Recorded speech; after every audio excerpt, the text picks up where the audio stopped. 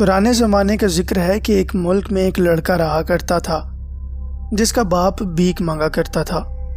یہ اس کا خاندانی پیشہ تھا۔ چنانچہ شروع میں وہ اپنے باپ کے پاس بازاروں میں بھیک مانگنے لگا۔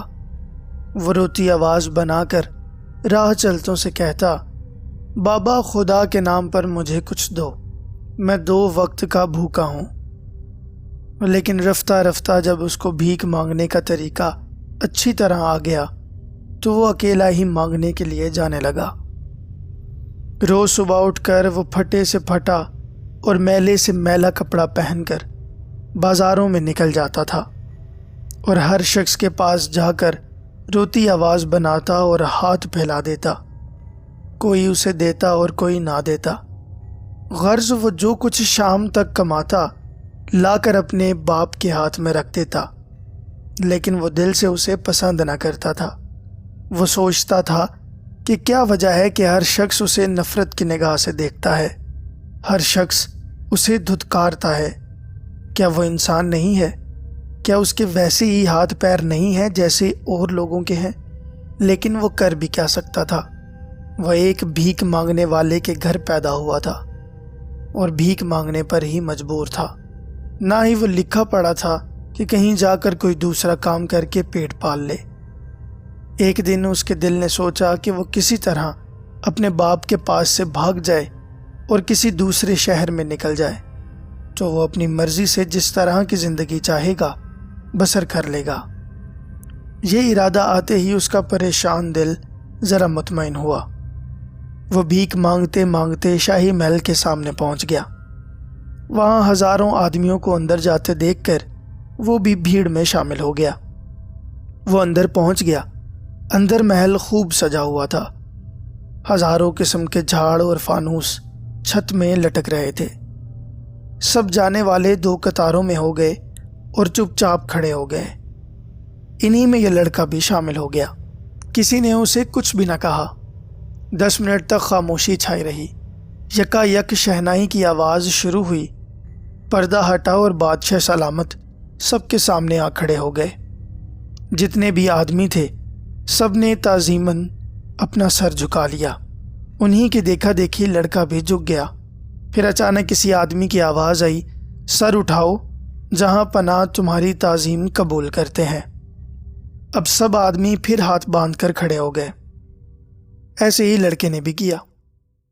یکا یک وہی آدمی بولا، شہریو، تم کو جہاں پناہ نے آج اس لیے بلایا ہے کہ جہاں پناہ نے 3 دن ہوئے ایک خواب دیکھا ہے، اور وہ خواب یہ ہے کہ جہاں پناہ اپنے محل میں آرام فرما رہے ہیں کہ سرہانے کی شمع نے ان سے باتیں شروع کیں۔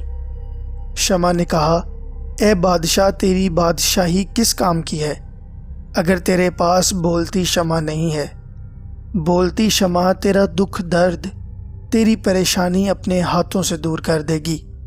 یہ خواب دیکھا تو جہاں پناہ کی آنکھ کھل گئی، اور آج 3 دن ہو گئے ہیں جہاں پناہ کو ایک پل بھی آرام نہیں ہے، اور ان کو اس وقت تک آرام نہیں آ سکتا جب تک کہ بولتی شمع ان کی خدمت میں حاضر نہ کر دی جائے۔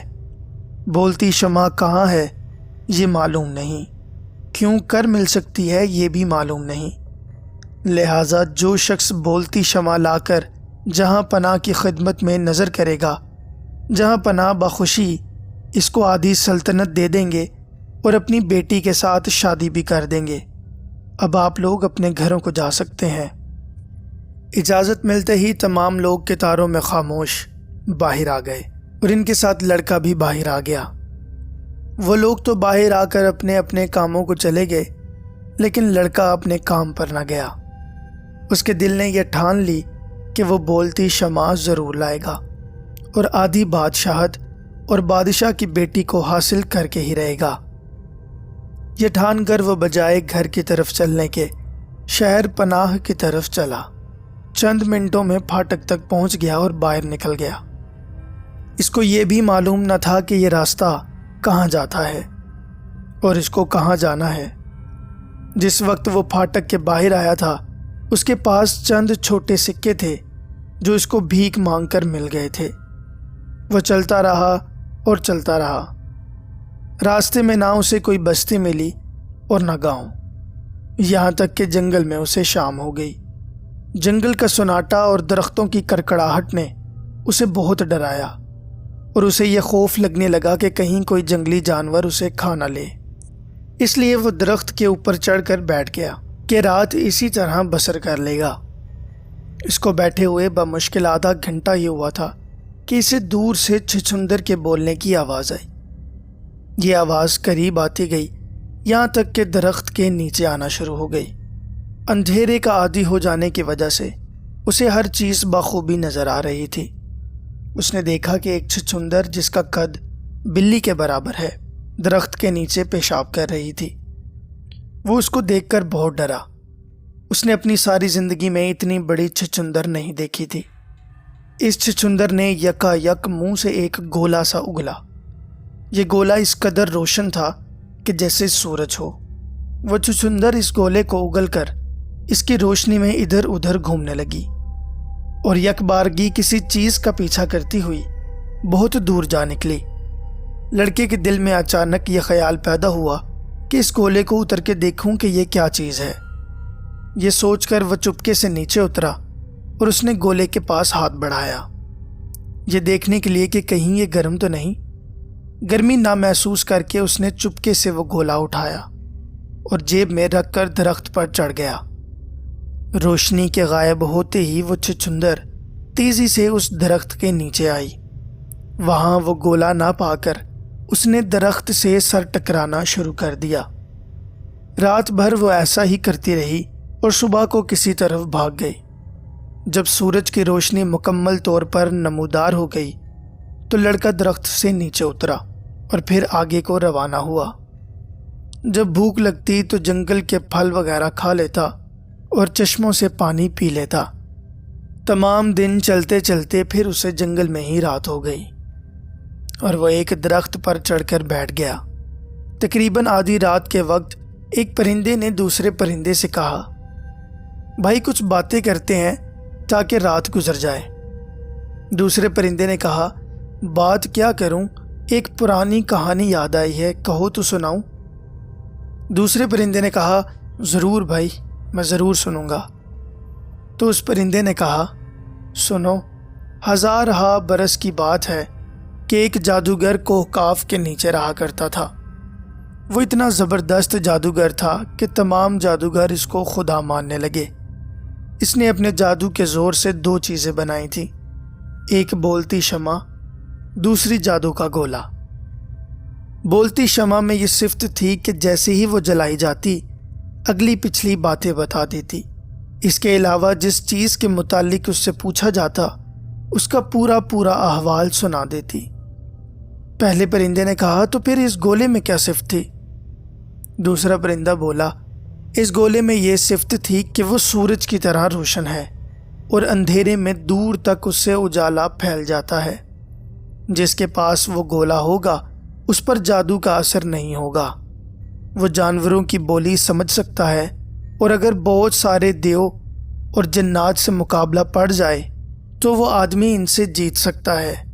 पहले परिंदे ने कहा, अगर कहीं कोई दरिया मिले तो वो जादूगर का गोला दरिया में कश्ती बन जाता है।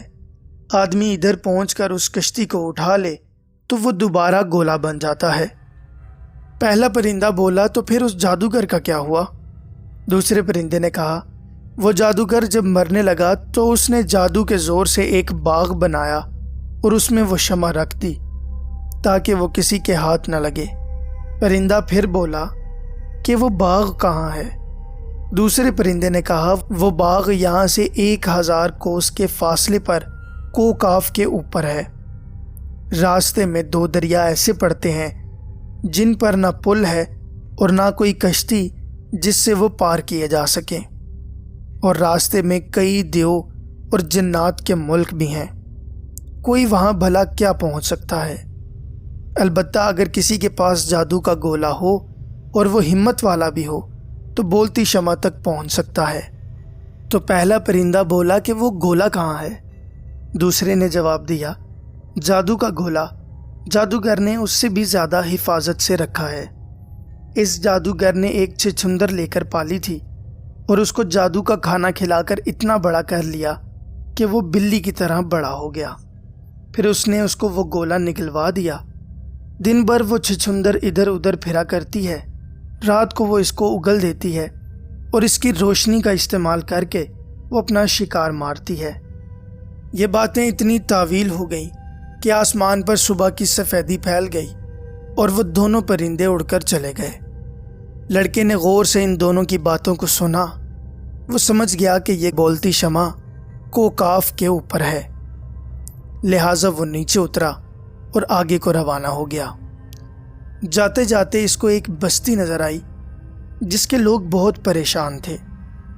لڑکے نے ان سے دریافت کیا تو انہوں نے کہا کہ یہاں ایک دیو آتا ہے جو ہر ہفتے کے بعد آتا ہے اور آدمیوں کو کھاتا ہے۔ آج اس کے آنے کا دن ہے، اس لیے سب لوگ ادھر ادھر چھپتے پھرتے ہیں۔ لڑکے نے کہا تم نہ گھبراؤ، میں اکیلا ہی اس کو مار دوں گا۔ یہ کہہ کر وہ بستی کے باہر اس مقام پر ٹھہر گیا جہاں دیو ہر ہفتے کو آ کر رکا کرتا تھا۔ اس مقام پر چاروں طرف آدمیوں کی ہڈیوں کا ڈھیر لگا ہوا تھا۔ یہ ان آدمیوں کی ہڈیاں تھیں جن کو دیو مار کر کھا لیتا تھا۔ اس کو وہاں انتظار کرتے چند منٹ ہی ہوئے تھے کہ لمبا چوڑا دیو جس کا رنگ کالا تھا اور آگے سے دانت بہت بڑے تھے، آسمان سے اتر کر اس کے سامنے آیا اور بولا، ارے میرا پہلا ہی لقمہ اور وہ بھی اتنا سا، بھلا میرا پیٹ کیسے بھرے گا؟ لڑکے کو یقین تھا کہ اس کی جیب میں جادو کا گولا موجود ہے، لہٰذا وہ اکڑ کر بولا، زیادہ باتیں نہ بنا، پہلے مجھ سے مقابلہ کر لے، پھر مجھے کھانے کا ارادہ بنانا۔ دیو اس کی بات پر ہنسا اور اپنا ہاتھ اس کو پکڑنے کے لیے آگے بڑھایا۔ لڑکے نے اس کا ہاتھ اپنی طرف آتے دیکھ کر اس کی انگلیوں کو اپنی گرفت میں لے لیا اور ایک جھٹکا مارا۔ اس کی انگلیاں ٹوٹ گئیں۔ اب وہ مارے درد کے چیخنے لگا۔ اب کہ دیو نے دوسرا ہاتھ اس کو پکڑنے کے لیے بڑھایا، لڑکے نے اس کا دوسرا ہاتھ جو پکڑ کر کھینچا تو جڑ سے اکھاڑ دیا۔ اب تو دیو کا مارے درد کے برا حال ہونے لگا۔ اس کو یقین ہو گیا کہ یہ لڑکا جان سے ہی مار دے گا، لہٰذا وہ اس کے قدموں میں گر کر بولا، مجھے جان سے نہ ماریے، میں آپ کے بہت کام آؤں گا، اور میں اس کا وعدہ کرتا ہوں کہ کبھی اس بستی کا رخ نہ کروں گا۔ لڑکے نے کہا، تیرے دونوں ہاتھ تو بیکار ہو گئے، تو میرے کیا کام آئے گا؟ دیو نے کہا، اگر میری جان بخشی کر دی جائے تو میں چشمہ سلیمانی میں جا کر نہا لوں گا، میرا ہاتھ فوراً ٹھیک ہو جائے گا۔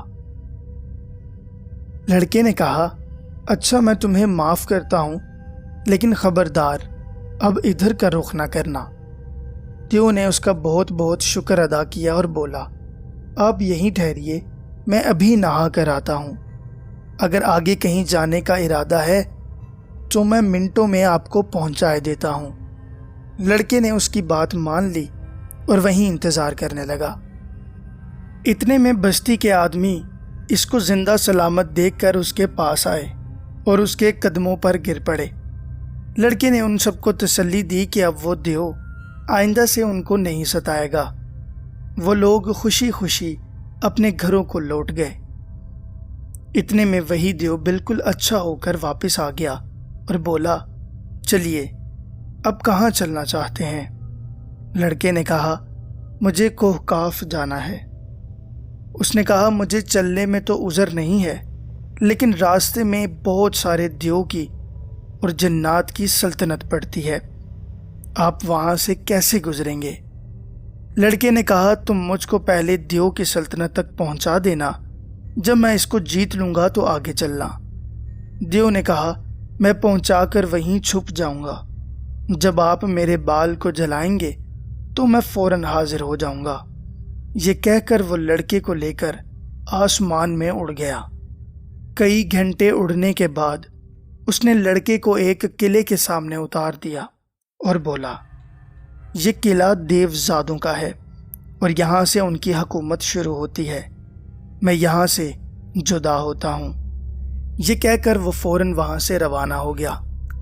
ادھر لڑکا جوں ہی قلعے کی طرف بڑھا، قلعے کی طرف سے ایک گرد اڑی اور ایک بہت بڑا دیو اکیلا آیا جس نے فوج پر حملہ کر دیا۔ اس اکیلے دیو کا اتنا خوف فوج پر غالب آیا کہ وہ سارے ادھر ادھر بھاگنے لگے۔ یہ دیکھ کر لڑکا آگے بڑھا اور اس اکیلے دیو سے بولا، کیا ان بیچاروں سے مقابلہ کر رہا ہے؟ یہ تو تجھ سے کمزور ہیں۔ اگر تو بڑا بہادر ہے تو آ اور مجھ سے مقابلہ کر۔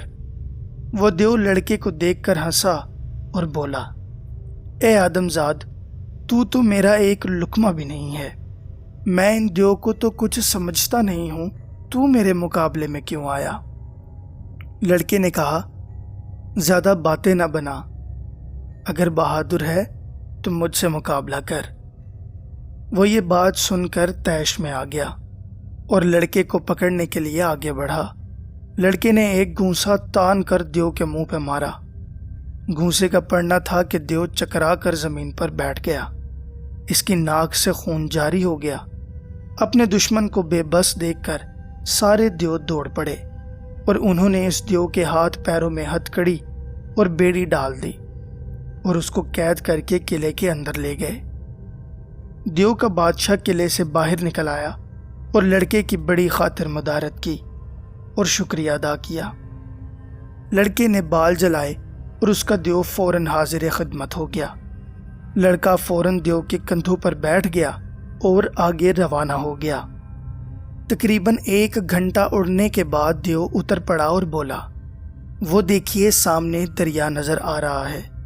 میں آپ کو لے کر اس کے پار نہیں ہو سکتا، البتہ اکیلا پار ہو سکتا ہوں۔ لڑکے نے کہا، تم فکر نہ کرو، تم آسمان میں اڑو، میں دریا میں چلتا ہوا آتا ہوں۔ یہ کہہ کر وہ آگے بڑھا۔ واقعی ایک بہت بڑا دریا ٹھاٹھے مار رہا تھا جس کا کنارہ دور دور تک نظر نہ آتا۔ لڑکے نے وہ گولا جیب سے نکالا اور دریا میں ڈال دیا۔ وہ گولا ایک دم ایک کشتی بن گیا۔ لڑکا اس کشتی پر بیٹھ گیا۔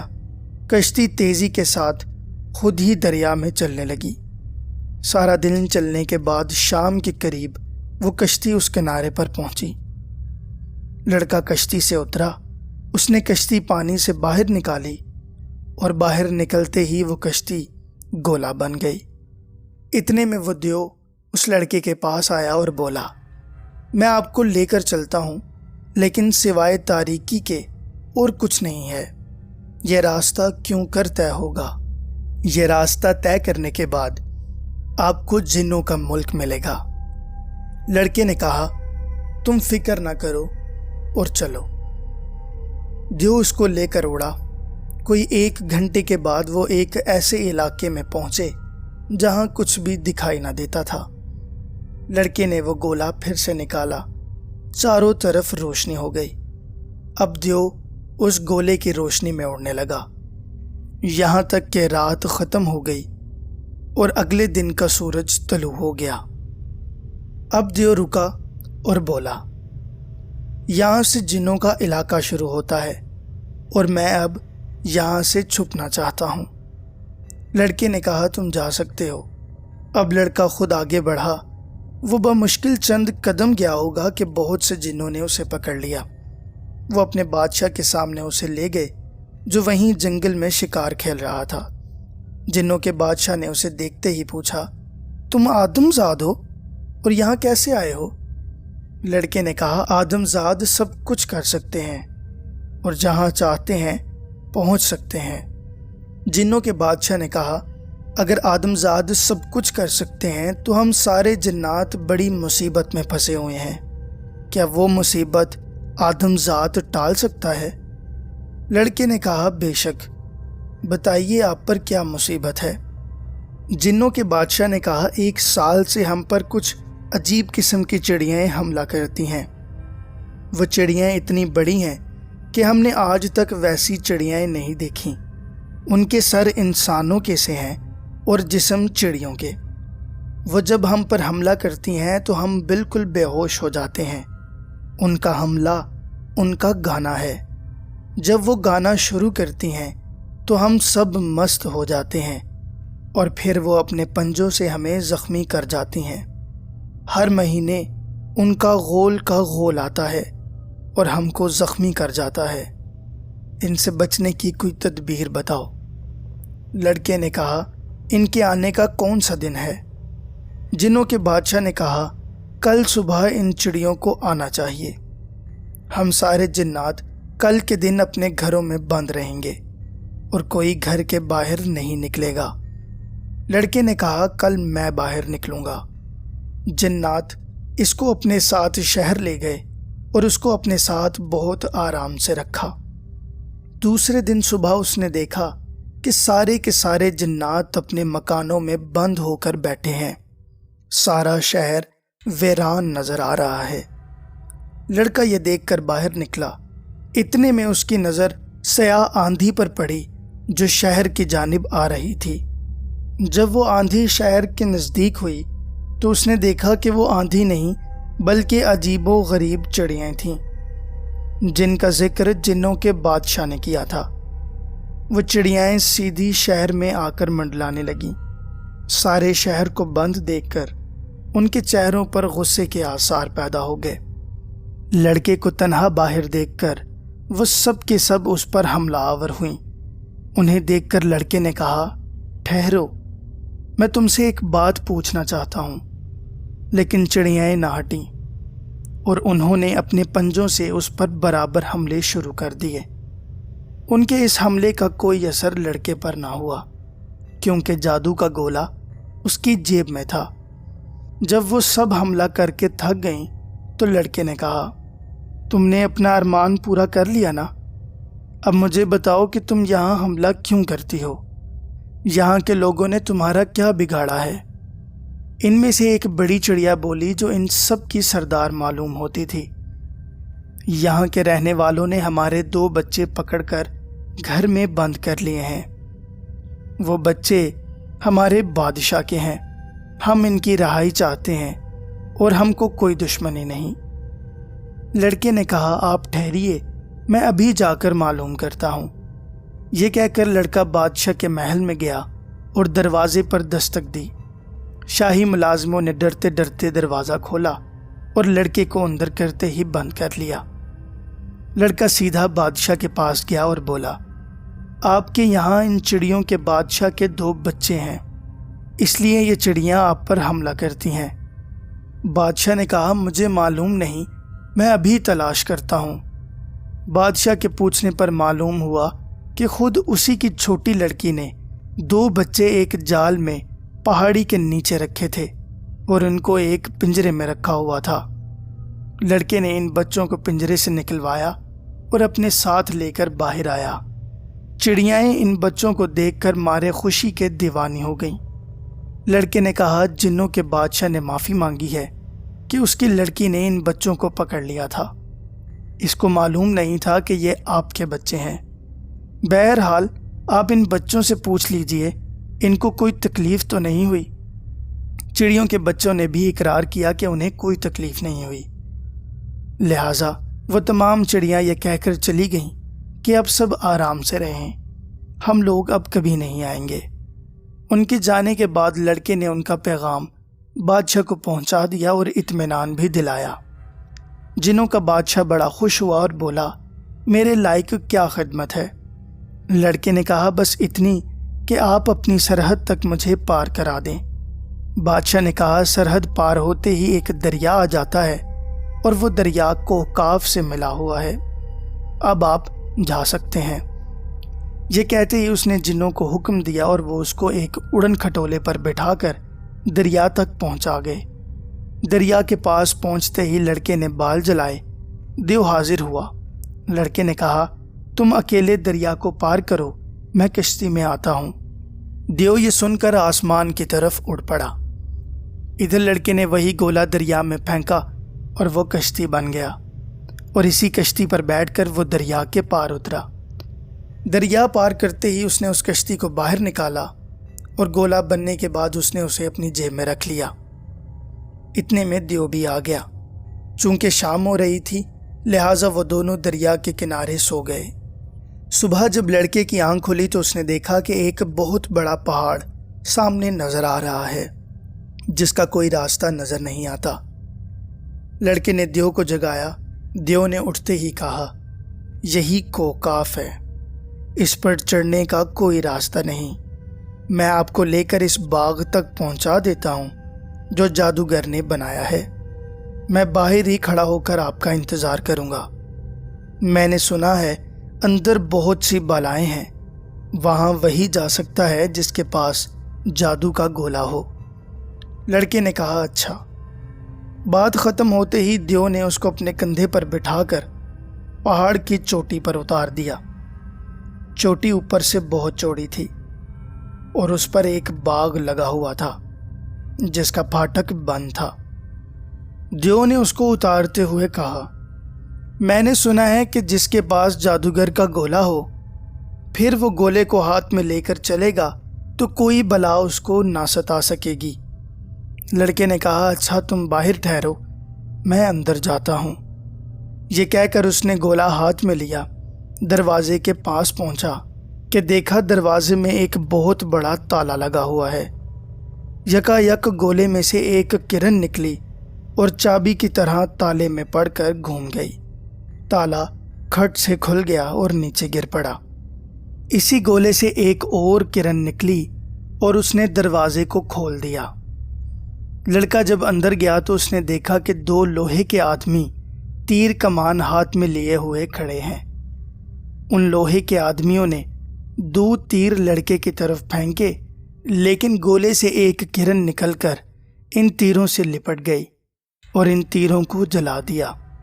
پھر وہی کرن ایک شعلہ بن کر ان دونوں پتلوں پر گری اور وہ دونوں پتلے دھڑا دھڑ جلنا شروع ہو گئے۔ لڑکا اور اندر بڑھا اور دیکھا کہ چاروں طرف طرح طرح کے پھول کھلے ہوئے تھے۔ ان پھولوں سے ایسی خوشبو نکل رہی تھی جو لڑکے پر نیند کی کیفیت لا رہی تھی۔ یکا یک اس گولے سے پھر شعلہ نکلا اور اس شعلے نے ان پھولوں کو جلانا شروع کر دیا۔ لڑکا آگے بڑھتا جا رہا تھا اور تمام کے تمام پھول جل کر ختم ہو جا رہے تھے، یہاں تک کہ لڑکا بیچوں بیچ باغ میں پہنچا۔ وہاں ایک سنگ مرمر کا دریچہ تھا جہاں ایک شمع دان تھا اور اس شمع دان میں ایک بولتی ہوئی شمع تھی۔ آواز آئی کہ بولتی شمع اٹھا کر اپنی کمر میں رکھ لو۔ لڑکے نے ایسا ہی کیا۔ شمع کا اکھڑنا تھا کہ ایک بہت بڑا شور اٹھا، گویا کہ ہزاروں آدمی چیخ رہے ہوں۔ یکا یک وہ سارا باغ دھواں بن کر اڑ گیا۔ اب جو دھواں صاف ہوا تو لڑکے نے دیکھا کہ خالی زمین پڑی ہے اور سامنے دیو کھڑا تھر تھر کانپ رہا ہے۔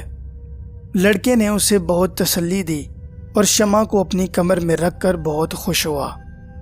پھر اسی دیو پر بیٹھ کر وہ واپسی وطن کو لوٹا۔ وہ اپنے وطن کی شہر پناہ میں داخل ہوا۔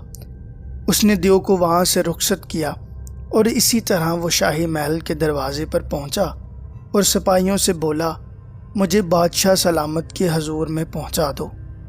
سپاہی اسے لیے ہوئے بادشاہ کے حضور میں گئے۔ بادشاہ اس وقت عدالت کر رہا تھا۔ اس کے سامنے مقدمہ پیش تھا۔ مقدمہ یہ تھا کہ ہیرے کے دو دعوے دار تھے۔ ایک کہتا تھا کہ یہ ہیرا میرا ہے اور دوسرا کہتا تھا کہ میرا ہے، اور دونوں اس بات پر قسم کھاتے تھے اور گواہ دونوں میں سے ایک کا بھی نہیں تھا۔ بادشاہ مقدمے کا فیصلہ کرتے ہوئے حیران تھا۔ لڑکے کو عدالت میں دیکھ کر پوچھا، یہ لڑکا کون ہے اور یہاں کیوں آیا ہے؟ لڑکے نے کہا، جہاں پناہ میں بولتی شمع حضور کے واسطے لے کر آیا ہوں۔ بادشاہ کو اس کی بات کا یقین نہ آیا اور کہکا مار کر بولا، تو بولتی شمع لایا ہے؟ لا، کہاں ہے؟ لڑکے نے کمر سے وہ شمع نکال کر بادشاہ کو دی۔ شمع معمولی قسم کی تھی۔ بادشاہ نے کہا، اس کا کیا ثبوت ہے کہ یہ بولتی شمع ہے؟ لڑکے نے کہا، حضور میں اسے روشن کیے دیتا ہوں، حضور کے مقدمے کا بھی فیصلہ کر دے گی۔ بادشاہ بہت خوش ہوا اور بولا، اچھا روشن کرو۔ لڑکے نے بڑھ کر وہ شمع روشن کی اور کہا، اے بولتی شمع، اس وقت جہاں پناہ کے سامنے کس قسم کا مقدمہ ہے؟ شمع نے صاف آواز سے کہا، ایک ہیرے کے 2 دعوے دار ہیں، دونوں قسمیں کھاتے ہیں، گواہ دونوں میں سے ایک کا بھی نہیں، کیوں جہاں پناہ، ہے نا یہ بات؟ بادشاہ نے کہا، ہاں اے شمع، یہی بات ہے۔ شمع نے کہا، حضور، اس کا فیصلہ یہ ہے کہ آپ اس ہیرے کو اسی وقت پسوا کر آدھی آدھی خاک دونوں کو دے دیجئے۔ اتنے میں ہیرے کا ایک دعوے دار بولا، نہیں نہیں، میں اپنا دعویٰ اٹھا لیتا ہوں، جہاں پناہ یہ ہیرا آپ اسی کو دے دیں، کیا فائدہ کہ یہ دونوں کے کسی کام کا نہ رہے۔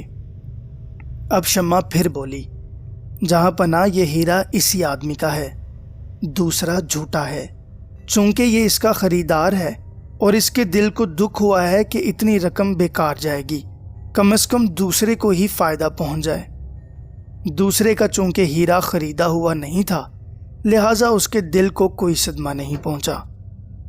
بادشاہ اس عجیب و غریب فیصلے کو سن کر بہت خوش ہوا اور اس نے اپنے وعدے کے مطابق اپنی آدھی سلطنت فوراً لڑکے کو دے دی اور اس کی شادی بھی اپنی لڑکی سے کروا دی۔ دوستوں، یہ کہانی آپ کو سنانے کا مقصد یہ تھا کہ جب کوئی بھی آدمی کسی بھی کام کا ارادہ کر لیتا ہے تو پھر وہ اس کام کو پورا کر کے ہی رہتا ہے، چاہے راستے میں کتنی ہی مشکلات کیوں نہ درپیش ہوں۔